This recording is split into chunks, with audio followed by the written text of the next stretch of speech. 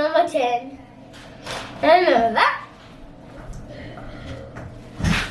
Go. Do it really neat. Good morning, happy peoples. Hope you guys are doing fantastic. Are you doing fantastic? Yeah. Are you sure? All done my other school, but True. I'm working on this one. We're working on some special lessons today. Yep, and he's gonna I'm be writing doing. my name. He's writing his name, and then he's gonna write some numbers. He got 100% on his math exam. And I didn't know what. You did good. High five. Killed it. How's your mouth doing? Good. Good. Does it feel normal now? Yeah, only when I chomp it doesn't feel right. It feels a little different. Yeah. He's doing really good. You were a trooper. Thank you guys for all the messages and the prayers and the good thoughts that were sent our way when he was going through all that. And I did it. He did really, really good. I was actually shocked as to how well he did. We have an exciting day. I have no idea what our day entails. My husband is actually getting ready to head out, and he is going to go over to a special Happy People's home that wrote us an email in regards to some water issues. So he's going to go check that out. And then we asked in the previous video if you guys wanted to if you wanted us to touch base on thumbs up. Keep writing. Okay, I want you to write on this first line, I want you to write the number 6. Number 6. Yes. Based with you on water issues, some of the water issues here in at least our area, Fairbanks, North Pole area, because it can be a little bit sketch. And people have wells, some people on city water, some people actually haul their water. I can remember back when my parents and I first moved here, had water, we were on well water. We lived in the North Pole area. I've actually taken you to my old house, so if you want to check out that video, go check it out. I'll link it here. Well water, but we would go haul our water from the Fox Springs. We'd like collect milk jugs. So we would take 40 or so milk jugs and we'd go up to these springs, collect water from the Fox Springs that is up there. It was a crazy thing. I actually don't even know if it's still in existence today. That I actually don't know. So if any of you guys live out in Fox, let me know. Does that Fox Springs still, oh my. Try again. Still exist. So anyway, he's going to fill you in on all those details. We are getting ready. I think they are going to be able to blow out our well over at the properties. So we're going to show you some of that and what that all entails. So it's a busy day here. It's actually so crazy how like water issues come up. Water issue over at our rentals. And then we actually get an email from a Happy People's that they're having water issues and that we're going to go take a look at. So Bert is going to fill you in on that. It should be a good time. Send it to you, Daddy. All right, sitting over here with Leonard, Alaska Drilling, right? Yep. Your company? Yep. So, and I talked to him about the well situation here, got a lot of sand. In your experience, what do you have going on when you have something like this? Like this, the well's pretty much plugged up down underneath. Okay. So what we're gonna do is we're gonna send the air down there with our air compressor. We're gonna blow out the plug. It's gonna start looking like oil. Like oil, Yep. okay. And then once that's all blown out, then should we put some kind of aggregate or something, or what do you recommend for keeping this from happening? Shouldn't have to. If it comes out all clean without any sand or manganese in it, you shouldn't have to put anything down it. Awesome. So we're gonna redevelop the well out for you. Well, this looks like a serious operation. We'll see how this goes. All right.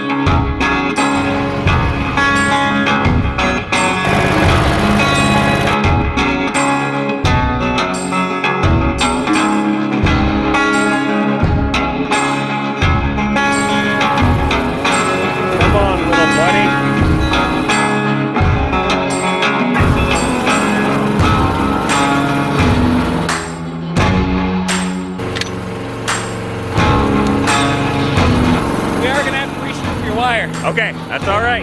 Dipped it. Here's the pitless issue, huh? Yep. What happens is you see all that rust right there? Uh-huh. That's what sealed it, is all that rust around the O-ring. Oh, I see. Yeah. Well, it's been here about 10 years, so it's probably about due. Yep.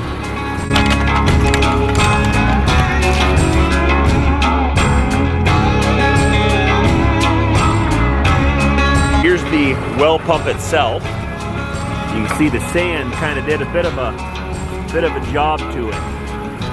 So I think the pump is going to be okay, but if it needs to be replaced, I'm just going to tell them to replace it. Actually dropped this pump in myself, what, 10 years ago, 12 years ago? So it's probably getting close to the end of its serviceable life anyway. Oh, this is a process I have not seen. They're gonna blow all the sand out of the casing, and then they will look this over and drop him back in as long as everything goes well. But very cool process. Not many companies do this kind of stuff here in Alaska.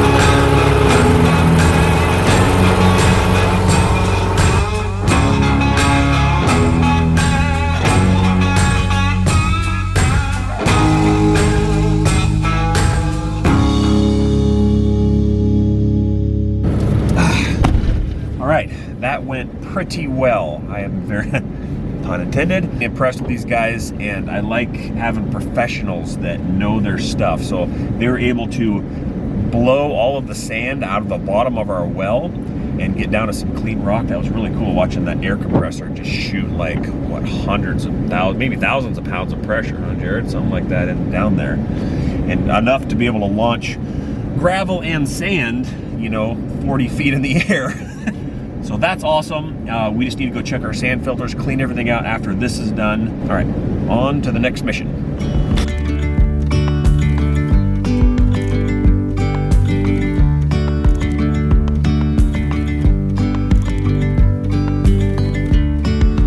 Yesterday, there was sun and there was rain.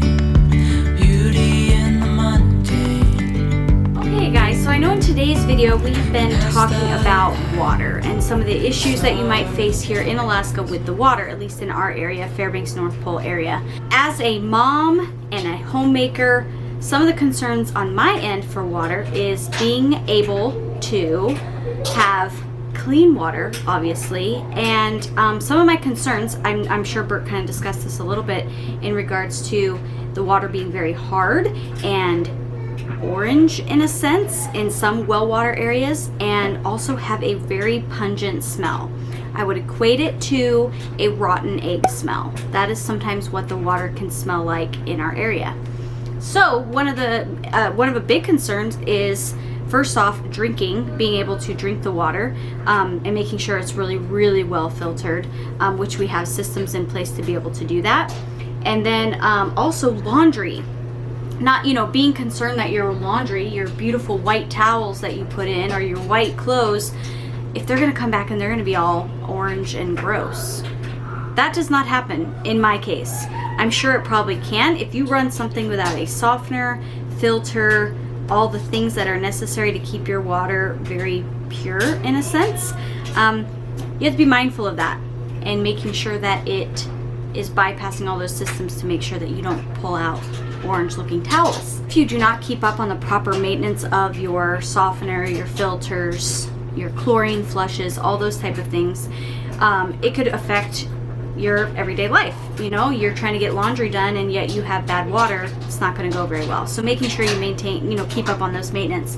Another thing is just cleaning, like the regular cleaning of your house. So like if you go in and you can tell in a house, you know, there's like rust stains and like in the toilets and in the sinks and in the showers, you don't want that discoloration in like your kitchen sinks. I have a white kitchen sink and I'm like, what happens if it rusts or turn orange? So being very mindful of that. Very porous things, you know, just making sure that you keep up on that, right? So that's what we kind of do here. I have, as they would say, probably like reddish hair. You know, I've got definitely some red, and this is all natural. I'm an all natural redhead, so there's no dye or anything in this yet, because there's some grays peeking through, and that ain't gonna fly. My sister-in-law, she dyes her hair blonde, and if she's not careful, hair will actually start to turn orange. With me being a redhead, you probably can't tell as much that mine is, I don't know if it's affecting much anyway, just because I don't notice it very much. But with her, people who are blonde, the lighter colored hair, you're gonna notice if you don't take care of your water, if you are on well water. I'm speaking to a well water standpoint because that's what I've always been on. I've never been on city water. The thing that you can do is like going to the hair salon and asking for a Malibu. And that is something that you can go and you can get like all of the minerals and such stripped out of your hair. It's not invasive or anything, it's like special products they put on it. You go sit under a heater.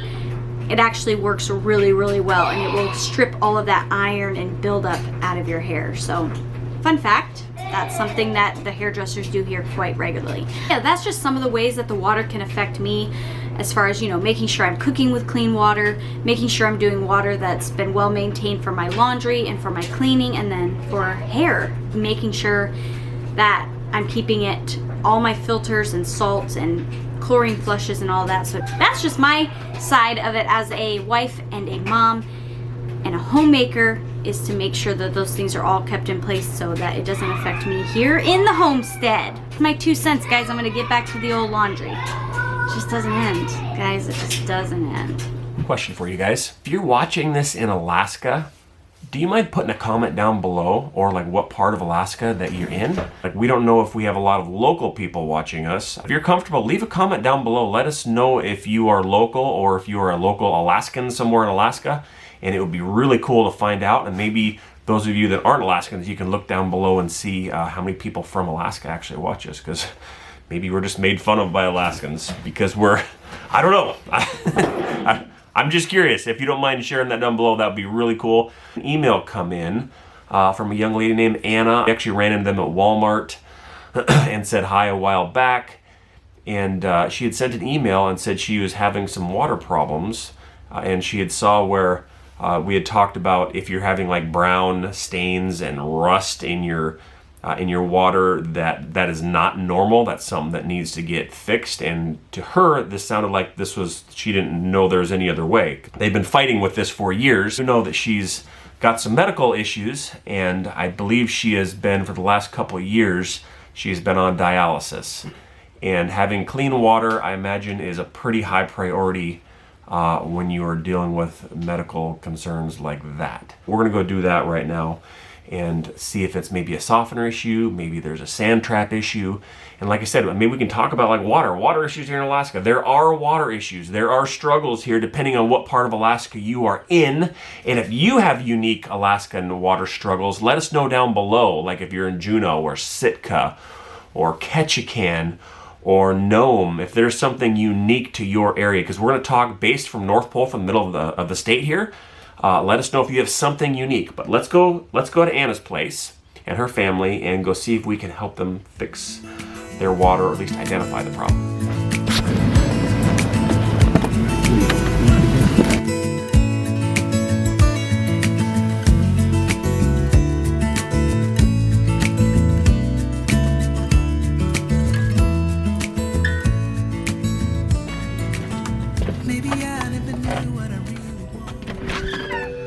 Hello. How's it going? Good. Good. Bert. Max. Max. Nice to meet you. Pleasure.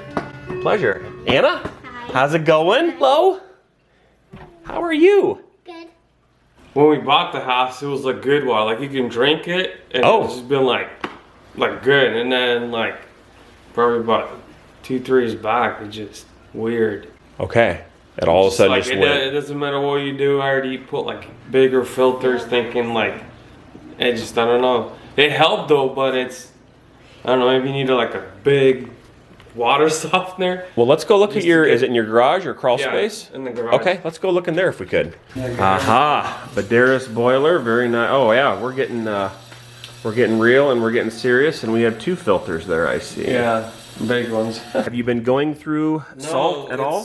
No, it's very, very slow. Okay. I don't know. Like how much salt would you say you put in this thing in a month? 0. 0. Okay, Yeah, so it could be a couple months before I even put anything there. So we'll see if we can get this thing doing what it's supposed to do here. Yeah. Well, Do you want to look at how the sand is in the bathtub? Or like how... Well, I don't know if it's sand though. I don't... I think it's just... show me what you got. That would actually be cool. Let's take a look at what you got. Appreciate you letting me video here. I had permission, guys, so I had permission. Usually the bathtub looks like that. Oh my. Yeah, usually. So I have to clean it over. And Okay. then if you fill it up... So if we close that, yeah, if we Then close that and run the water. See how there's sand and stuff? And it'll start... A little bit of a black. I'm kind of surprised that your filter is not picking that up. Then the iron, you know, being so high, I don't know, that's probably not even helping either. Okay, I think we got a fix for this. Pretty sure, so. No promises, no promises. You ever done a chlorine flush? No. Okay, so that's probably your problem. And it kind of almost looks like that's literally all you need to do because you replace your softener. Yeah. I'm a little bit concerned though, like when you say you put salt in it, maybe once, like are you topping it off or are you putting like one, oh, you're topping it off? Yeah. Okay, and then how long does it take for you to go through the whole thing being filled? Like 2 or 3 months type of a thing? More. More than that even? Yeah. Okay. So that's good. So let's go look at some settings on your softener, but literally I think all you need to do is a chlorine flush. Normally you do them once a year. I learned about this the hard way, like because our water was great and all of a sudden it wasn't good, and then we put in a filter and it would like take the odor and stuff away for like maybe 3 weeks, and then we'd have to replace the filter again. And we're like, what is going on? And it was just simply a chlorine flush. So if you don't kill a lot of the bacteria and stuff that'll actually grow up in your well, that's where you start getting a lot of those grains and a lot of the discoloration. So I would probably do 2 chlorine flushes, and I'll show you how to do that here. But let's go look at the settings in your water softener real quick. I'm gonna try some of their water here. So your hardness is set at 25. We turned it up to 40, and we'll see if that made a difference. Well, it definitely has some hardness taste. So we went up to 40, you might go up even as high as 60. In fact, maybe we'll go up really high just to kind of give you guys some relief here for a little bit, and then maybe you can turn it down a little bit. So I'm gonna go to 60 on that. And then, yeah, is your well casing outside here? It's back there by the truck. Sweet, okay. Yeah. And you'll notice some chlorine in your water for probably, like I said, 2 or 3 days for sure. But just run it a bunch and flush it out. Especially your hot water, because that'll flush out that hot water tank on the bottom of your boiler. You sent on your, a lot of yours, wow. Yeah, this is, Yeah, is there any hope on that, or is that pretty much your lifestyle now for the rest of? Lifestyle, unless I get a kidney transplant. Okay. And then So if I you, don't have to do it. if you have a kidney transplant, no dialysis necessary after that. Gotcha. Because I was born Oh, prematurely, and then the kidneys were really small. Oh. And then they're working really hard my whole life. Okay. And then they're just like. And then she got pregnant and then got. Yeah, I got more. pregnant, you know, and it's like, oh, that's too much for us. oh my goodness. Yeah. Hopefully you get that transplant. That would be amazing, right? Yeah. Change your lifestyle a lot. You've probably adapted though. It's like been a couple of years, you said? Yeah. Yeah. Wow. It's for your kids. It is? Well, thank you very much. I appreciate that. I know they will too. I'm gonna let you guys go, but thank you very much. Yeah, no problem. Come Like I over said- anytime you Oh, want. will do. Thank you. See you, and thank you for this. Appreciate it. All right, that went really well. Of course, we need to, really well.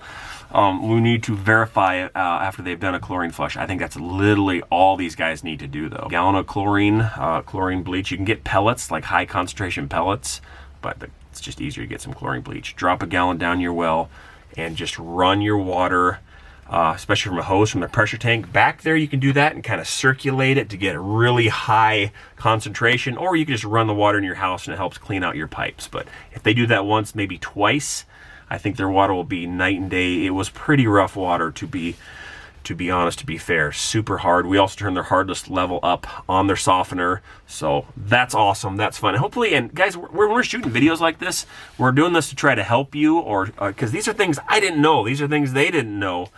And hopefully this does. So let us know if this does help you, or if you have any tips. We would love to have a discussion down below. So I'm going to send you back to the family and get back to work. I wanted to show you something. Year old, I got it when I was 7. Just go watch that video. And so, I'm gonna show you my unicorn. I fixed it all up. It was up there for a long time. I stitched her all up, made her all better, and I put a leash on her. And I was so sad.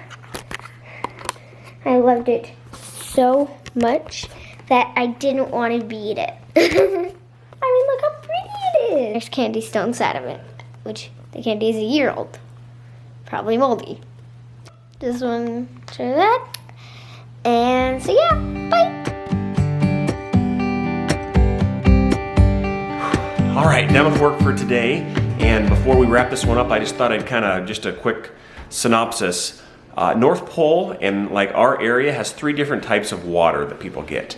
So you have your city water, like hauling water with like a water tank, and you also have wells. I'd say wells are probably the predominant here in the North Pole area. Fairbanks, more so city water. All 3 of those can have issues. And this is just me because I haven't really had a lot of city water in my life. But city water, you're putting a lot of the trust in the people that are putting chemicals into your water. And of course, they're meeting all these EPA standards. But if I had city water, I would probably put like a full house water filtration system just in case, just because I'm kind of weird that way. But like the larger cities, Fairbanks, North Pole, Anchorage, you know, Juneau, I don't think you're gonna have a problem, to be honest. However, like there's a lot of villages, like almost every village that I've gone to actually has some form of city water. They have, even if a lot of their houses don't have water, they will have a washateria building, which has some toilets, has some showers, has a place to wash your clothes, and if nothing else, that's your water source for your house. So when you go to a lot of these remote places, it's kind of funny because they still have city water,